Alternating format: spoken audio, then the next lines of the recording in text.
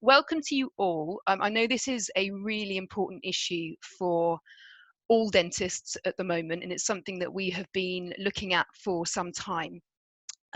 The people who are on here today, we're getting a lot of inquiries. I think we've already maxed out the numbers that we are able to put on to a Zoom meeting. So what we are going to do at the end of this, and if anyone wants to watch back any of the details from the webinar, we will upload this onto our website, and we'll also upload it onto our Facebook page. So if anyone wants to watch and refresh afterwards, then you can do that. I'm going to introduce Laura Pierce to you. I hope you can all hear Laura as well. Laura is also one of the solicitors that works at JFH Law.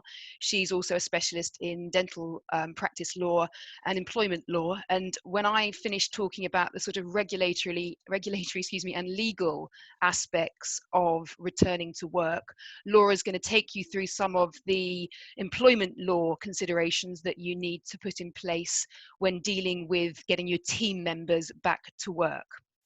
Now, what I would say is that what we're saying today can't constitute legal advice. It's an information-only webinar.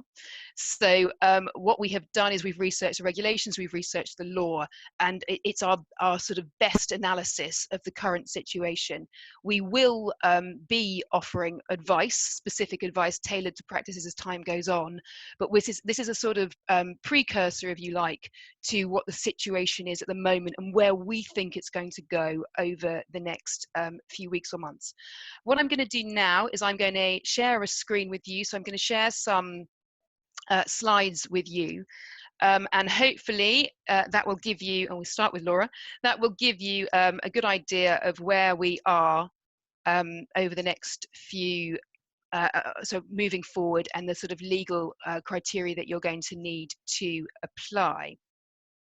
Now, of course, the minute I've done that, there we go, okay. So first of all, this is me. I imagine most of you are familiar with my, certainly my comments on Facebook now, but I am a barrister and partner at JFH Law. We are a law firm that covers a wide spectrum of legal issues, but we mainly deal with dental practices. So all aspects of dental practices, buying, selling, and contract disputes, general dental counsel, disciplinary matters, and so on. So this is what I do. This is Laura, and as I said, she's a senior solicitor with the firm, over 15 years experience in litigation, so she really knows what she's talking about.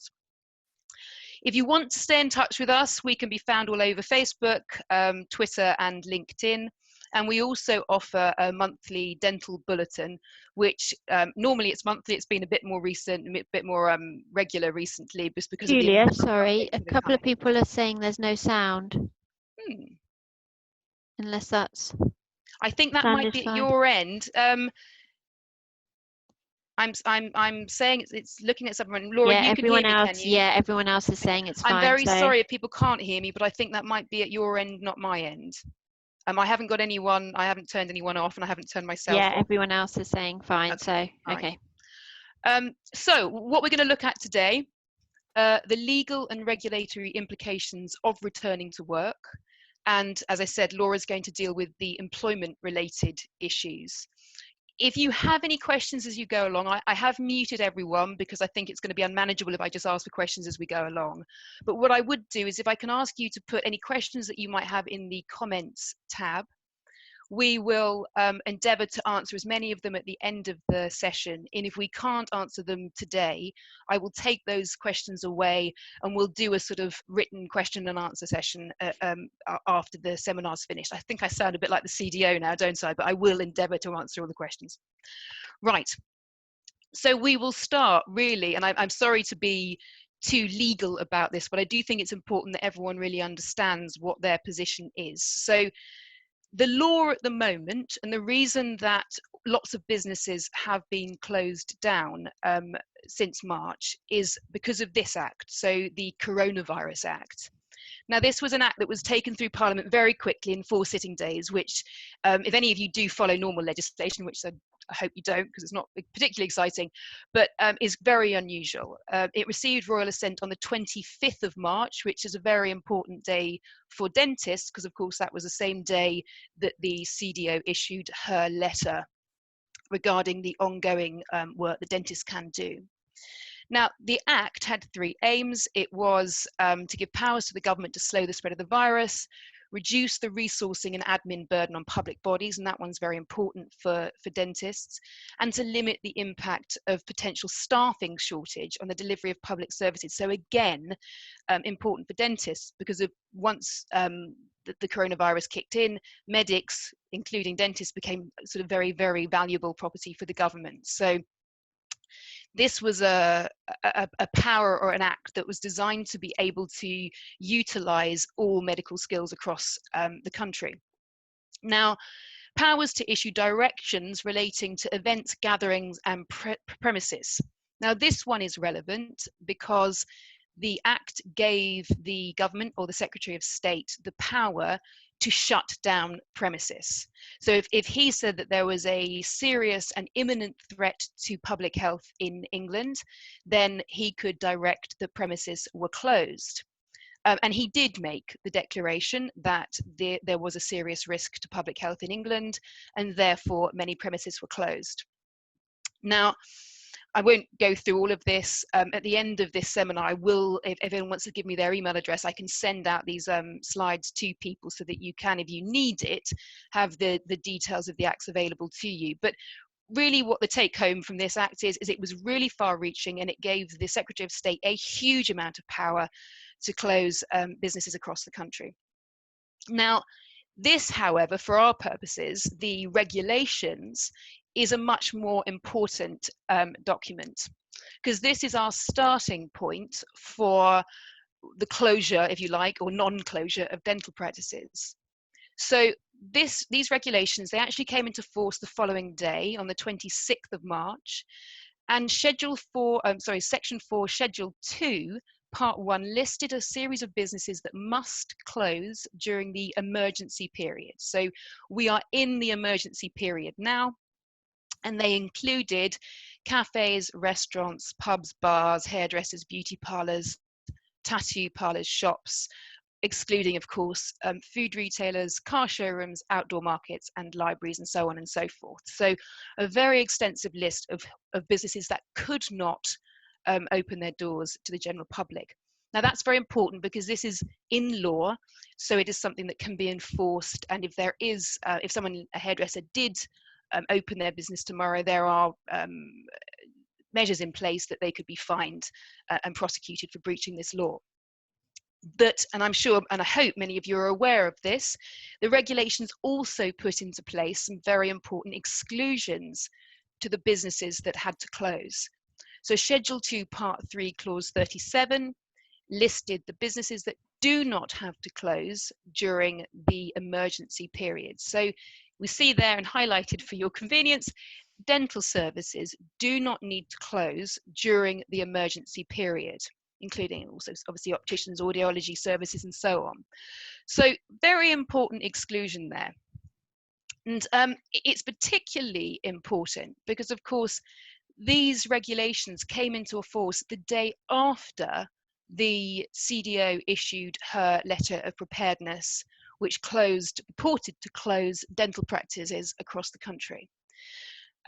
So we have to work on the basis that the Secretary of State was aware of that letter, or certainly the Department of Health would have been aware of that letter at the time that they issued this regulation, or this regulation was passed. So what we have is a law saying that dental services can stay open throughout the emergency period. So why on earth did they close, I hear you ask? Well, we all know that. The answer to this is because the chief dental officer told practices that they had to stop, not so much close, but they had to stop doing certain procedures, which in effect meant that they were closed for business. So who is the chief dental officer? Well, she's obviously the principal dental advisor for the government. She is the professional head of dental staff of England. That's her job title, but what does that actually mean? The NHS website tells us that the Office of the General Dental, the Office of the General Dental Officer represents the head of dental professions in England, providing system-wide professional and clinical leadership by setting the strategic vision for England's oral health, and that's from NHS England. So what appears to be the case is that she is a employee of the NHS. We called the Department of Health, in fact, Laura called the Department of Health to try and find out what the position was vis-a-vis the Chief Dental Officer. The civil servant that we spoke to told her that the CDO is indeed employed by the NHS. They were unable to provide any further information about the status of her letters. And in fact, we were told to call the NHS with any inquiries that we may have regarding what the CDO had said. So whilst the CDO in principle appears to be the advisor to the government, she is an employee of the NHS and therefore doesn't appear to hold any executive or legislative power on behalf of the Secretary of State for Health. So in the middle of this, we have quite properly, and I'm not, this isn't a criticism of the Chief Dental Officer, but in the middle of all of the pandemic and the laws that are being made, the Chief Dental Officer issues what is in effect a statement to, on the face of it, NHS providers. So looking at this, the CDO is the head of the profession nominally. She has no executive or regulatory powers. She can, without a doubt, govern work undertaken by NHS performers, and she can, without a doubt, govern treatments offered under an NHS GDS contract or otherwise. So she certainly has a significant amount of power, and she's exercising that power properly. The question is, does that power go any further than NHS practitioners? Just wanted to have a quick look before I go and answer that question, or try and answer that question, at what she has actually said to us over the last few months. We've got a timetable here looking at the 6th of March as the first letter of preparedness that was issued for primary dental care. Now, this was definitely a letter issued to NHS practitioners. It was effectively, it wasn't from the CDO, it was from her deputy, and it was a letter which set out resources available to NHS practitioners, particularly in respect of PPE at that time. The letter of the 20th of March, this now was from the CDO, and she asks, not tells, but asks practitioners to reduce the number of routine checkups that they're undertaking, cancel patients from vulnerable groups, and effectively encourage people not to come to the dental practice. She explicitly says this is about reducing contact and preserving PPE. So we all know, and there's no political element to this webinar, but we all know that PPE has been a huge issue for the government from the outset. So it seems very early on, the decisions to stop dental practices from seeing patients really at all was driven largely or partly by the issue of PPE within the nationwide lack of PPE. So we know on the 23rd of March, the UK goes into lockdown. We've already heard the 25th of March, Coronavirus Act comes into play. 25th of March, again, preparedness letter for primary dental care sent from the CDO. So that's our letter that tells dental practices to stop all routine dental care. And then the 26th of March, we've already talked about the health protection coronavirus regulations come into effect. And then we've got the 15th of April, this final letter from the CDO, the final preparedness letter from the CDO telling us what we've got to do next. Now, the letter of the 25th of March, I've taken a few extracts from this letter because, in my view, this letter was very much intended to speak to NHS practices, not to private practices. And we can see here, particularly, the emphasis has now shifted away from the delivery of routine care while minimizing infection risk to a requirement to stop all non-urgent activity in line with changes to people's everyday lives that the Prime Minister has signalled. So this is a time for collaborative, collective and concerted effort to redirect our talents and to help support our fellow NHS primary care colleagues. So in my view, she's speaking at this point to NHS practitioners supporting their fellow NHS primary care colleagues. She's also at this point talking about general dental practice and community dental services and what the changes to primary dental care services are going to be. So we have the CDO talking to people who are engaged by the NHS to deliver those services as of the 25th of March. Another extract from that letter, which I think supports this view, is the fact that she says at point 5, in order to provide accurate information to the public, we're asking that all dental practices update their messages and websites, so on and so forth. Your regional commissioner will then inform the director of services lead so that 111 are up to date with correct information. Now, we know that obviously private practice and private practitioners, you won't have a regional commissioner. And we also know that, as far as I'm aware, no private practice was sent this letter. It was only NHS practices and those holding an NHS email address that was sent this particular letter. So not a letter designed or intended, I believe, to apply to private dentists across the profession. Of course, final extract from the letter, we then talk about developing urgent dental care systems. And again, finally, across every NHS region, we require rapid coordination of the development of a robust and safe service. So again, it's every comment that's made by the CDO is a reference towards the NHS services that are being offered and the NHS practitioners who are offering them, not private dental practices. I haven't put in an extract from the 15th of April because I don't think it takes us any further. It's just, again, finessing what has been said and again, directing information towards NHS practitioners and NHS contract holders about redeployment, about payment, but again, not directed towards private practitioners. Now, the reason I've added this particular extract in from the more recent letter, the one it's not on the NHS website, but I understand it was sent out to NHS practitioners, is because I think it's quite telling about the intentions and the sort of objective of the CDO and the NHS at this stage. What we see here is the limiting factor to resuming dental care is not a lack of professional ambition, but the constraints of the public health measures currently in place.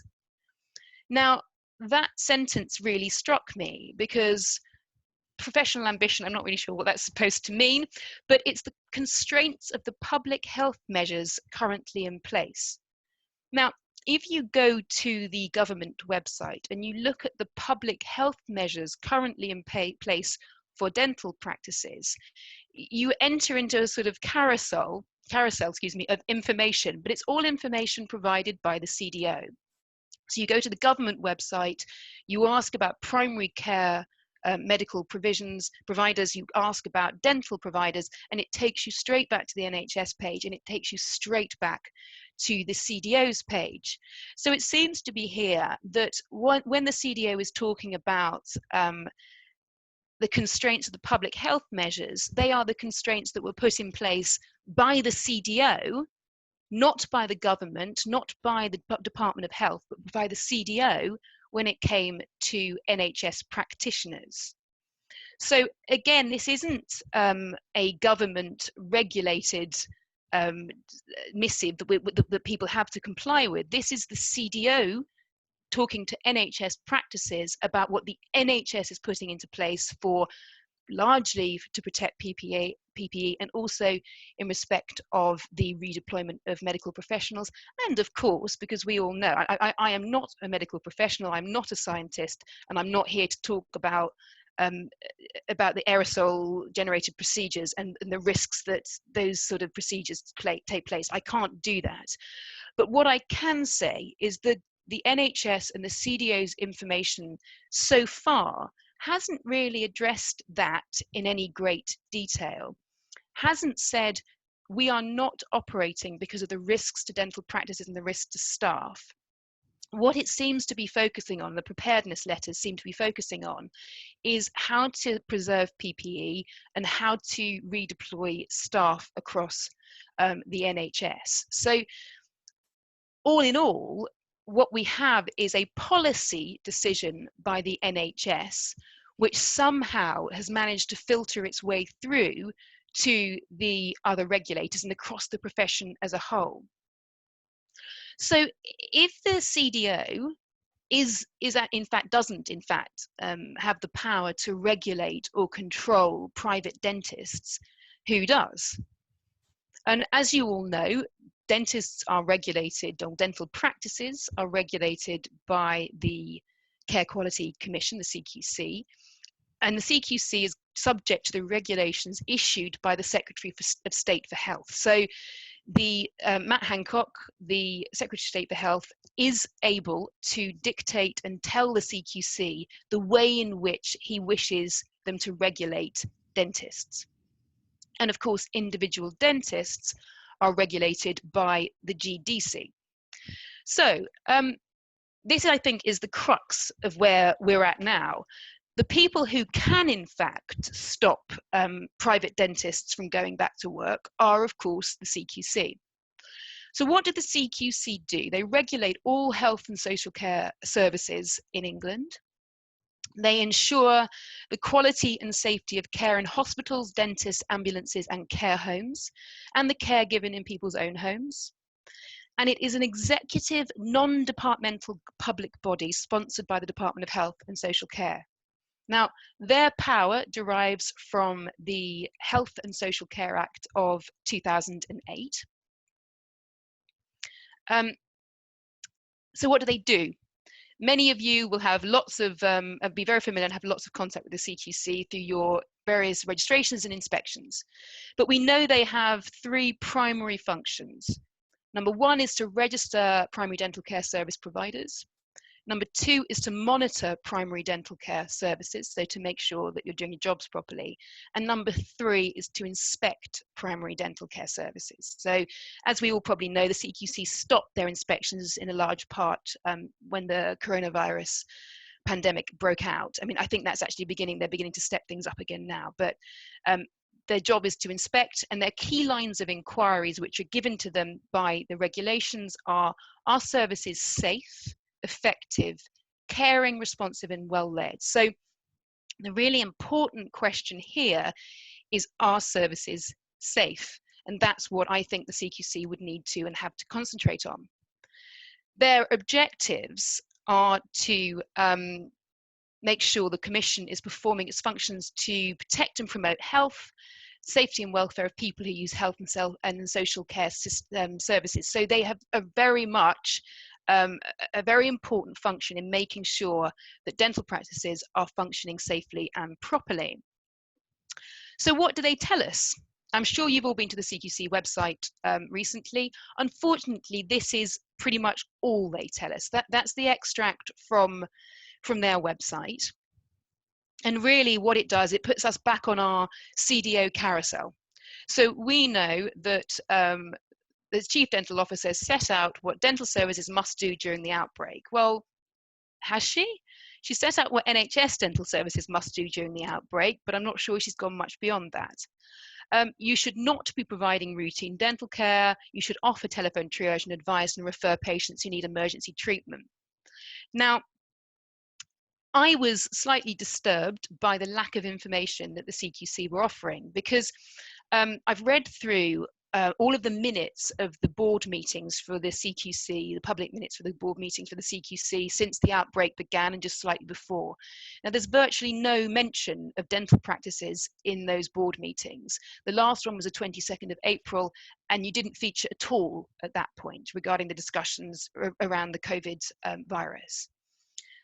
So it seems to be, on the face of it, and I will stand corrected if the CQC provide this information, but that there's relatively little discussion surrounding the decision to effectively close down all dental practices across the UK.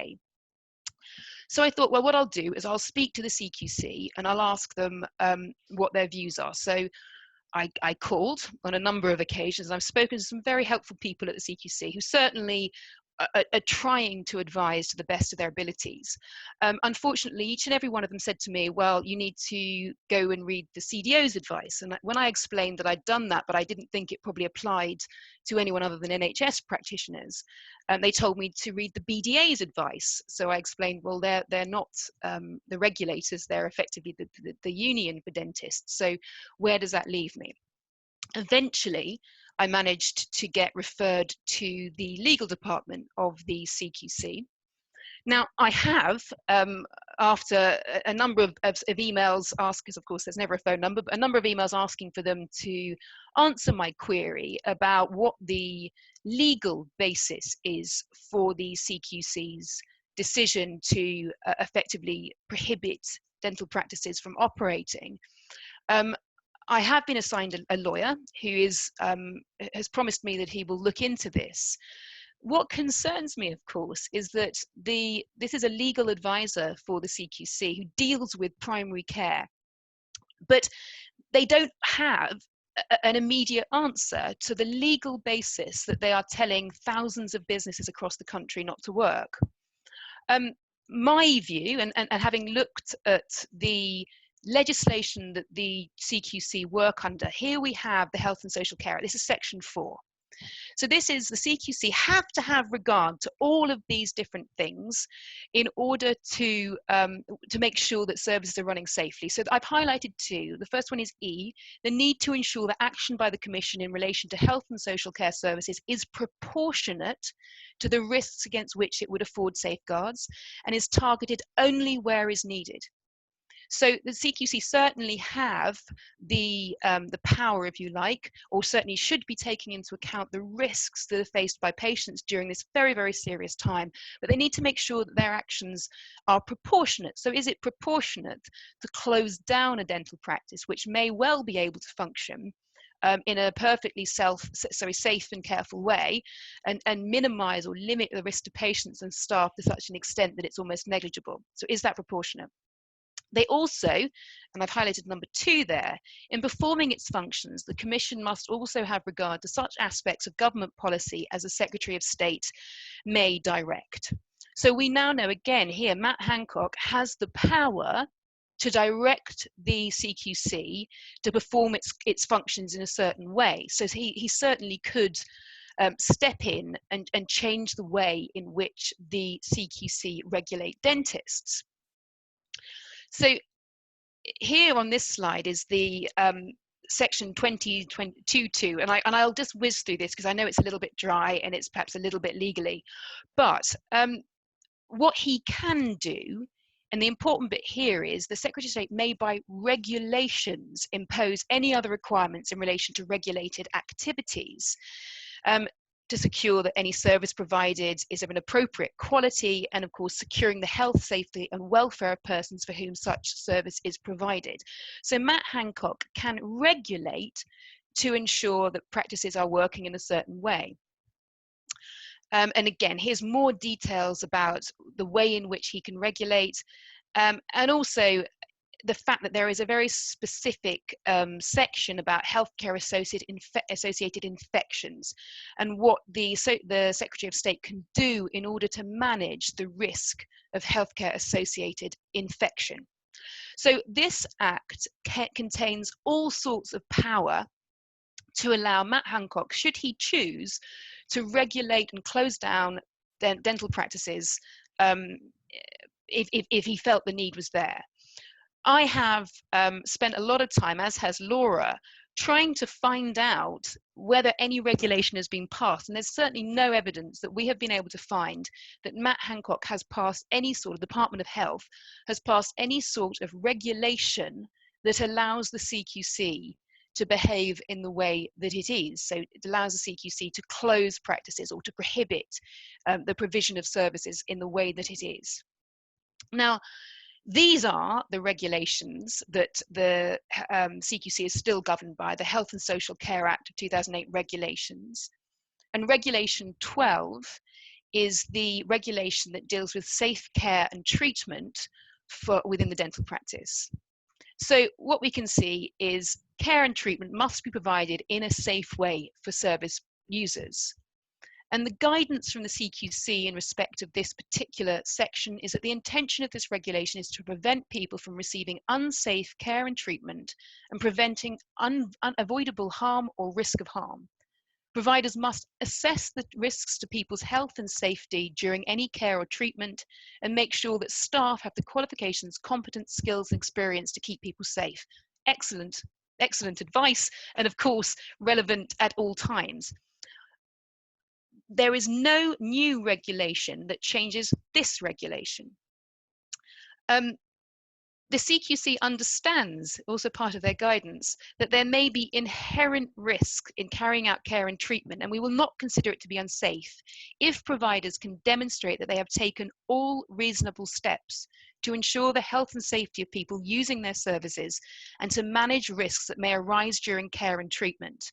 So this is the CQC's own guidance about and the current regulations about how dental practices should be handling risks within the dental practice. Now, nothing has changed in the regulations, so it's very difficult to see, and I'll just quickly go back to this slide. So information providers, where this has come from, where the regulatory power to say that the CDO can dictate to practices about what they can and cannot do during this period. So a big question over the regulations. Regulation 12 requires, and again, I shall whiz through this because I'm sure many of you are already familiar with it because you would have had CQC assessments, but assessing the risk to the health and safety of service users of receiving the care or treatment. Now, this is the actual regulation. So risk assessments must be completed and reviewed regularly by people with the qualifications, skills, competence, and experience to do so. They should include plans for managing risk. Assessment, planning, and delivery of care of treatment could be based on risk assessment that balance the needs and safety of people using the services with their rights and their preferences. So really, Regulation 12 hasn't changed, but it requires you, and because of the risks that are now inherent in dentistry, it will require, by definition, dental practices to undertake a significantly higher level of risk assessment to assess when they can return to work and whether they can manage the risks to patients. But in my view, Regulation 12 hasn't been usurped by the CDO's letter of the 25th of March, and I'm very, very unclear on the basis that the CQC seem to be saying that it is. That's just the next section of Regulation 12. So all of these things need to be taken into account. Now, Regulation 12.2H actually deals with assessing the risk of and preventing, detecting, and controlling the spread of infections, including those that are healthcare associated. There we have it. So the original Code of Practice for Health and Adult Social Care on the Prevention and Control of Infections and Related Guidance, sorry, a bit of a mouthful, that is still present on the CQC website. So that's still their current guidance vis-a-vis the Code of Practice for preventing control of infections. But of course, you now have the updated NHS England coronavirus, I've put the link there as well, guidance on preventing infections. Really, what we're looking at is how are practices going to manage the risk of the infection, but much more important for a legal side of things, how am I going to evidence that I have managed that risk of the spread of the disease? In fact, before I go to the GDC, what I will say is that because we don't have an answer yet from the CQC, and it may well be that they have squirreled away some regulation somewhere that has in fact allowed the CDO to make this particular, or to convert the CDO's advice or guidance into regulatory status. It certainly doesn't appear to be the case now, but as I say, I've been contacted by a lawyer at the CQC. They've told me that they're looking into this, and he's having a meeting tomorrow with the operationals team of the CQC, and he's going to get back to me after they've had that meeting. What I would ask people to do, and we'll talk a little bit more about what our plans to support you are moving forward, but if I can ask that if everyone puts their or wants to add their email address into the comments box on this web chat, I will save that, and when I get my response from the lawyers at the CQC, I will send that out to everyone with what my view is of what this means for the profession and what, if anything, you can do moving forward. Because my view at the moment is that the CQC are not entitled to adopt the CDO's guidance in the way that they have, and that it would have required regulation by Matt Hancock. If they are able to identify a different legal avenue by which they have done this, then I will need to send that out to you, and I will say put the halt on everything, and we may need to either challenge that, or maybe they're right. But these are things that we need to consider, and it will be a step-by-step process. But if you can add your email address, I will make sure that that email goes out to everyone as soon as I get that update tomorrow, so that you know exactly what it is that's coming next from the CQC. We've seen some very interesting responses from the CQC from clients. Some people saying that they would need to change the nature of their regulations, which clearly isn't the case. CQC saying is effectively just go back to the CDO, but no one really seems at the CQC to understand exactly what's going on. I think that if the lawyers there don't have that information readily to hand, then that is quite a significant issue for the CQC. Right. In relation to the GDC, now, obviously the GDC regulates dentists, not dental practices. Now, their guidance was last updated on the 12th of May 2020, so very recently. Now, what their guidance does, and I actually think the GDC are managing this very, very well, they are directing us to NHS guidance. Fine. So again, we're back on our CDO carousel. The CDO's letters, and they're also referring to the CQC's guidance and concerns about practicing continuing to undertake routine checkups in AGPs after the 3rd of April. So they are looking at what everyone else is saying about what dentists should or shouldn't be doing. But they're also saying, well, really, we are not here to stop dentists practicing. Your professional judgment is a matter really for you. So what they're saying is you are going to need to consider what your position is, what your individual position is, and whether you can justify continuing to practice. They do really rely on, and quite properly, the statement from other professional bodies, for example, the Royal Colleges, from the CDO, of course, from the CQC, but they're really saying you are going to need to work out whether you are competent and indemnified to do the work that you're doing. And they are obviously getting a lot of these questions because, as I say, on the 12th of May, so just 2 days ago, this letter or this page appeared on their website. So we have no powers to direct a professional either to offer treatment or to refuse to offer treatment. That decision can only be taken by the professional responsible.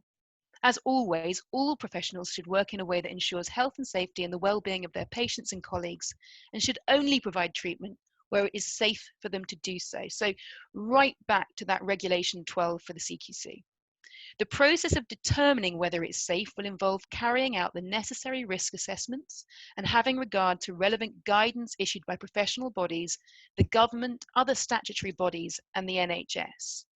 So at the moment, the guidance issued by professional bodies are, of course, the Royal Colleges, the faculties, and so on. Now, they are, again, adopting the advice given by the CDO.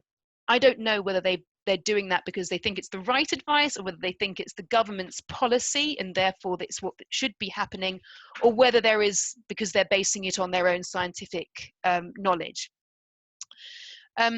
But what this does mean is that if a dentist, an individual private dentist, returns to work and they are then something goes wrong and there is a fitness to practice issue, for example, a patient contracts COVID-19 and suggests that it's happened within that dental environment, then the GDC are going to look at what all the other bodies said, and they are going to take into account what the CDO has said and also the thinking behind the CDO's advice. So really, what practitioners are going to have to do is consider, or again, make sure that every single aspect of risk assessment is in place. And I can't advise you on what that risk assessment should be. There are lots of other people who are qualified to do that, but we are not. But those risk assessments need to be put in place. They need to make sure that they are well documented and they are followed not just by the individual dentist, but all those people who are working with the dentist. So every member of staff, people you're referring people to, you need to make sure that those safeguards are in place and that they are as comprehensive as you would expect to see in other practices. So when you are considering returning to work, do read the guidance from the Faculty of General Dental Practice. Do look at the guidance from the Royal Colleges. I know they've been running webinars as well. The great and the good in the dental profession have all been providing their knowledge and their experience on how to deal with PPE, how to deal with aerosol generated procedures and so on. So there's loads of information out there. Document what you've watched. Document and set out exactly why you watched it, a bit like your CPD preparation, just so that you can show exactly what it is that you have been doing to get yourself prepared. And of course, above all, speak to your indemnity insurers. A dental client of ours spoke to their indemnity insurers, and it is one of the union-based insurers yesterday who confirmed very fairly, a little bit like what we've been saying today. You are a professional. If you are able to justify the treatment that you have provided to your patients, then you will be covered by your indemnity insurer. So get that information, from that clarification and confirmation from your indemnity insurers before you open the practice up for patients. Make sure that you have spoken to your employer's liability insurers to make sure that there's no difficulties with having staff into the building. Make sure that you've talked every single aspect of this through, preferably that you've got it in writing, that there's no objection in principle to the fact that you're opening your doors again to patients. So the $50 million question: can a private practice offer the same service as an NHS sanctioned UDCC, or in fact can you go further? Well, subject to what the CQC say to me tomorrow, which, as I say, I will send that out to everyone who sends their or puts their email address in the comments. Yes, it does appear to be that as long as you are able to put in place the same or enhanced levels of risk assessment, safeguards, PPE as the NHS sanctioned UDCC, it is very difficult to see how your regulators would be able to bring a case or a prosecution against you, or indeed shut you down for breaching the regulations. So look at your risk assessments, look at your premises safety procedures. I've been seeing some amazing perspex screens going up, all the sorts of things being put in place to make premises more safe. I mean, we've talked about masks for patients, foot coverings, all that sort of thing. Health and safety of staff needs to be paramount. Can I deal with patients by telephone triaging before I bring them in the practice? Are the patients aware of the safeguards that we're going to need to put in place? And of course, the PPE. If you cannot get the PPE in place, if you cannot do better, frankly, than the NHS are offering in their practices vis-a-vis PPE, if you can't gold standard it, then really you shouldn't even consider this.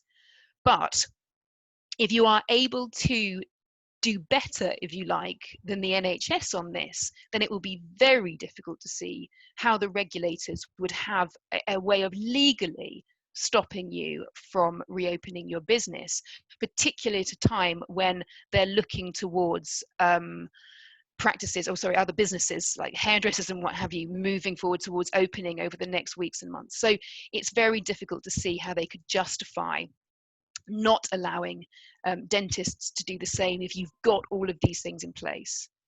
So what next? As I say, I've asked to add your emails to the comments box. I think it's really important, and I know you've already, there's lots of organisations being set up, the British Association of Private Dentists, in order to work together as a collective. And it's very important because, as with everything, safety in numbers. The more of you that go to this, and the more of you that work together to the same timetable, the easier it will be and the stronger you will be in challenging this moving forward. What we are looking at is, okay, it may well be the CQC come back to me tomorrow and I'll keep my fingers crossed and say, yes, fine, you're right, we haven't legislated for this, or Matt Hancock hasn't regulated for this. Yes, practices can work as long as they implement the correct risk assessments and safety procedures. If that's the case, then great, we will let you know. If that is not the case and they say, well, actually, no, we think the CDO's advice is good, then we will have to look at the legal basis why they think that. And potentially legal challenges to this to allow you to get back to work, whether that might be testing the procedures that the CQC implements. So opening a practice and seeing what the CQC do, to find a guinea pig for that, or B, looking at a very urgent judicial review of the decision to close dental practices in these circumstances. We can look internationally. Italy, their practices are open, using appropriate PPE. I understand Germany's practices were never closed. The US, as I understand, practices are open, proper PPE. So these are all examples that we can use to say, well, hold on, if we have the appropriate PPE and the appropriate processes in place, then why would we be any different at all? So this is my plan moving forward. If you want to be part of that sort of movement, give me your email addresses and I will include you in all the information that we have moving forward, and to show you what we can do to help. Right. The next section of the webinar is going to be employment issues. So I'm going to stop my screen sharing. I'm going to hand over to Laura, who is going to deal with that, and she will share her screen with you. I'm just going to share mine now. Bear with me 1 second. So just while I'm trying to share my screen, I am just going to comment what Julia's been talking about in relation to these matters. I've been acting for a number of dentists in relation to business interruption insurance, and obviously a lot of insurers are currently saying that they're not going to pay out. Now, what Julia's just been discussing, if practices never should have shut in the first place, or they weren't required to shut, it wasn't a legal requirement to shut, then the insurers may use this as a means of rejecting claims. I mean, it will depend on what your terms say and what you're looking to claim under, whether it's pandemic or government advice or denial of access in terms of the clauses in your insurance policy. But this could be a way of insurers trying to reject claims if actually dentists shouldn't have shut in the first place. So we'll be keeping an eye on that as well in relation to the advice we provide to you in respect of business interruption insurance. I'm going to quickly run through now, because we're slowly running out of time, but I mean, this shouldn't take too long, but I'm going to run through now some issues in relation to, if you do return to work, what do you need to do with your employees when you're returning to work?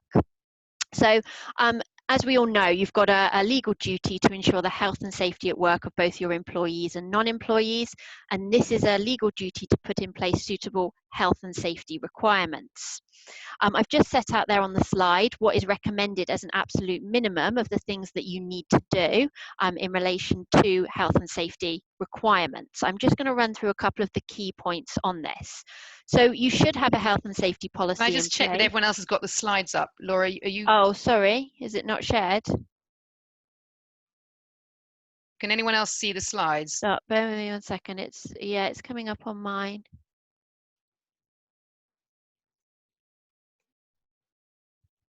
Bear with me 1 second. No, I think we might be having a issue. Is it coming up now? Okay, great. Okay, sorry about that. Okay. Okay, so I'm just going to go back. Yeah. So as I said, legal duty, here's the slide that just sets out what your requirements are as a minimum. I'm not going to go through them all in detail. I'm just going to highlight a couple of the key ones. So you should have in place a health and safety policy. You might need to review this. It should be more of an overarching policy rather than dealing with specific issues, but have a look at it, just check it covers everything, and if you need to amend it, then you can.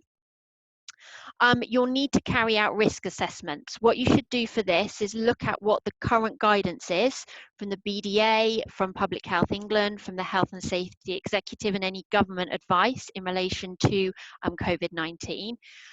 Carry out your risk assessment and record your risk assessment. Now, it's only legally required for you to put your risk assessment in writing if you have 5 or more employees. However, my advice is that put this in writing anyway. This is such a big issue. If anything arises after with employees or patients catching anything, you need to show that you've done everything that you possibly can in relation to this risks. So put everything in writing and make sure you've got a paper trail of everything that you are doing. When you're conducting your risk assessment, you need to identify and evaluate the health and safety risks arising. Now, I don't know if anyone saw, but the Office of National Statistics recently published some statistics that said actually dental nurses were more at risk than doctors, nurses, and dentists because of the way they worked. So you are really going to have to make sure that you identify everything that might be an issue and put in place measures. So analyze what you're already doing. You probably will shut before you put it too much in place, but analyze what you are doing and consider what measures you need to put in place to reduce, avoid, or transfer the risk of catching COVID-19. So the higher the risk, the more you need to put in place to prevent it. Once you've done your risk assessment, it is then really important that you train all of your staff in relation to the measures that you are putting in place. You need to do this before they start work. You could perhaps do this online just to make sure that everyone knows what it is they have to do before they come into place. Make sure all staff understand what it is that they are doing. Ensure that those who are supervising the staff also check that the measures are being complied with. If anyone isn't complying with the measures that you've put in place, then make sure that there's disciplinary procedures are followed to show how important this is. Returning to work, you need to give staff as much information, as much notice as possible about returning to work, because they may need to put in place childcare. There may be other things that they need to consider. So make sure that you give them as much notice as possible. Also, this gives staff the opportunity to raise any concerns they may have about returning to work, and discuss that openly with your staff to see if you can change anything or assist them or ease their concerns by discussing it with them. Now, when you get to returning to work, there may be some things, because you may not be able to be back fully up and operational straight away. So there may be things that you need to change in your practice. For example, you might want to change your hours of work. You may need to open your practice for longer to allow for more time between patients for cleaning. And this might therefore require changing your employees' hours of work, because they may have in their contract that they're working 9 till 5, and if you're opening 8 till 8, then you may need to discuss that with them. Part-time hours, you might not have enough work to start with to offer all of your staff who are working full-time hours. So you may need to change the hours within your staff's contracts. Can you give staff different roles? Again, you might not be as busy. So is there the option of giving reception staff, admin staff to do, so that you don't have to bring everyone back into work straight away? If you are considering making changes to any of those things, hours, times that employees have to come in, or their duties, then you will need their consent before you can make any changes to their contract. So put your proposal in writing to them. If they consent, then make sure you have their consent in writing. If they don't consent, then have a telephone conversation with them to discuss why they aren't happy, why they don't agree. Are you able to accommodate their suggestions? If they still don't consent, then it might be that you're able to keep them on furlough if furlough schemes, if that's not an option, unpaid leave or holiday, or as a very last resort, you might have to move to dismissal if you need someone in their place. Do you need all of your staff to return? If you're a private practice, you've probably furloughed most of your staff and are using the furlough scheme.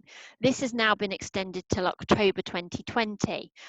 From August 2020, it's envisaged that staff will be allowed to work part-time, although we haven't yet got full details of what those proposals are. The government are saying that this should come out by the end of this month. That will help you, therefore, if you aren't going to have as many patients coming in, keep some staff on furlough and return other staff so that you can manage patients.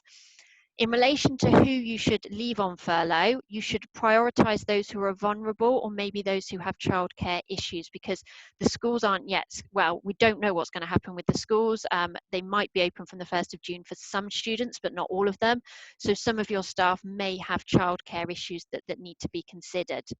Remember, for vulnerable staff, if they have underlying health conditions, this may be considered a disability, and you therefore have a duty to make reasonable adjustments for them. So bear that in mind as well with your vulnerable staff.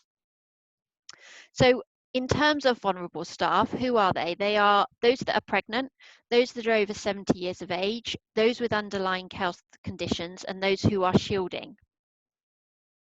So in relation to vulnerable staff, you are able to furlough your vulnerable staff. So it might be that you can continue to use the furlough scheme until October for those vulnerable staff.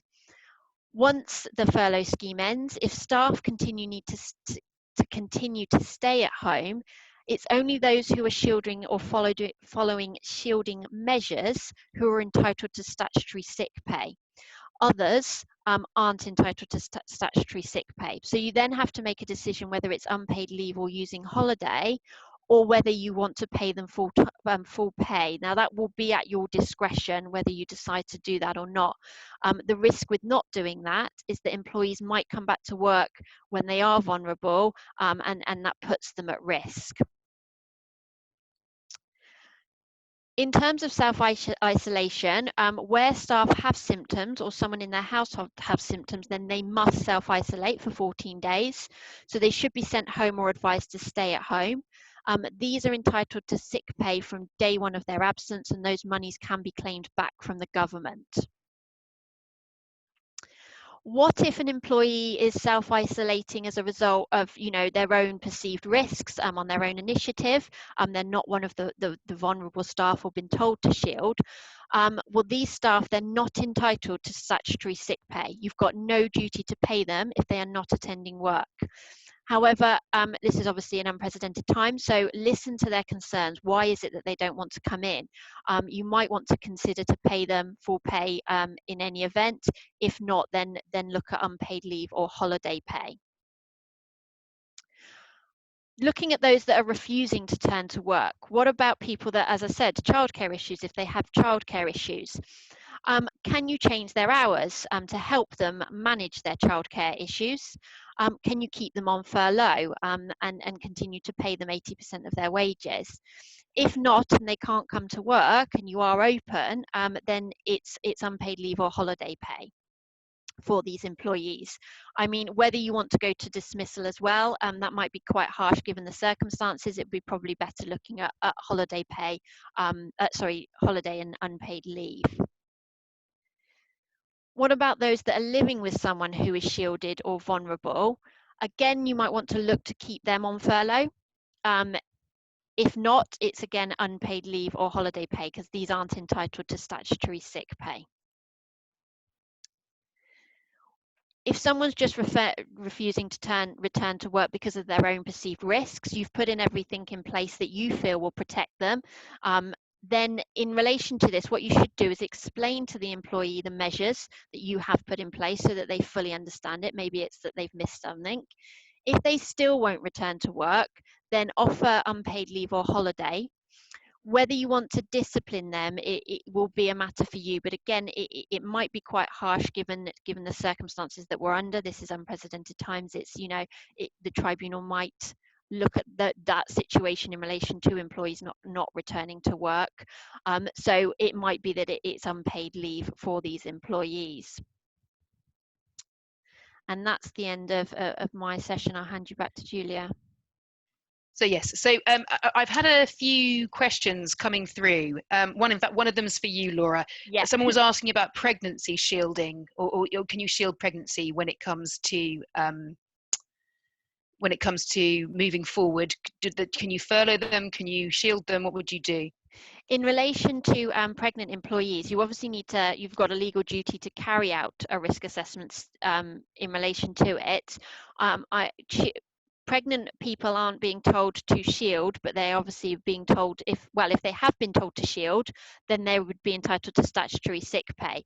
If they haven't been told to shield, then you might be able to suspend them on medical grounds, or look to continue on the furlough scheme, or it might be unpaid leave, but you're probably better off with the medical suspension. Someone was also just asking, oh, I've lost the question now.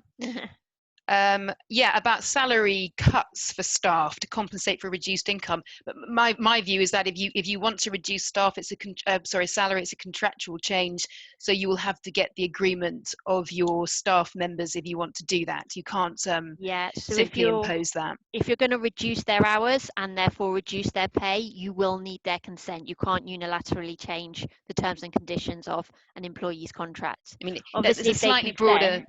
Sorry, Laura. If they consent, you can do it, and you can put in place temporary measures so that the employee feels more secure later down the line, saying, look, we're only going to do this for 2 months and we'll review it again then. So at least the employee knows that it's not a permanent change.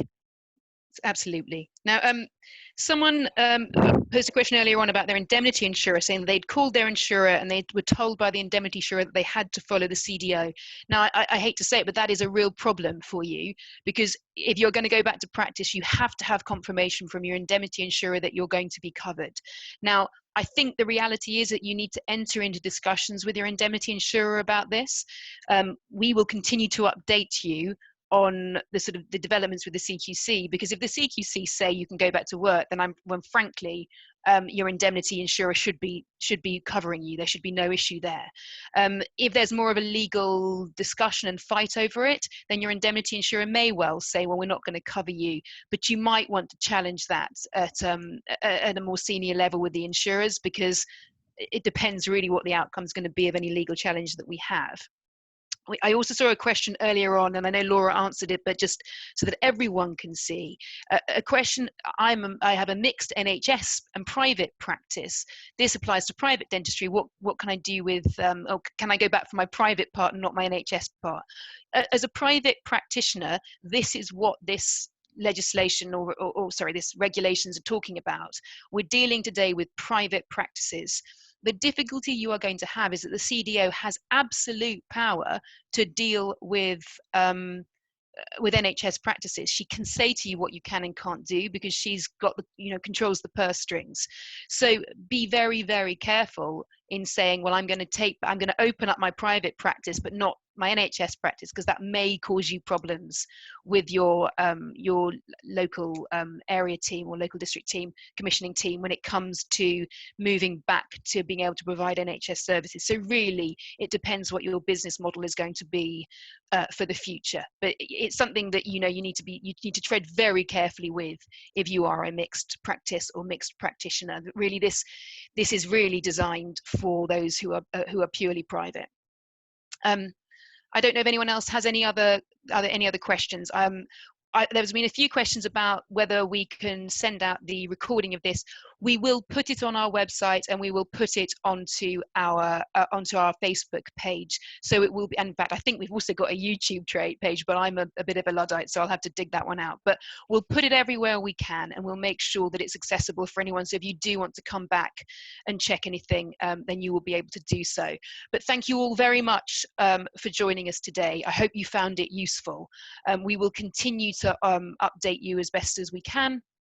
And all I can say is good luck moving forward. I hope that you will be back to work very soon, and we'll certainly do what we can to help with that. But it's been a pleasure to see all these faces today. So good morning to you all.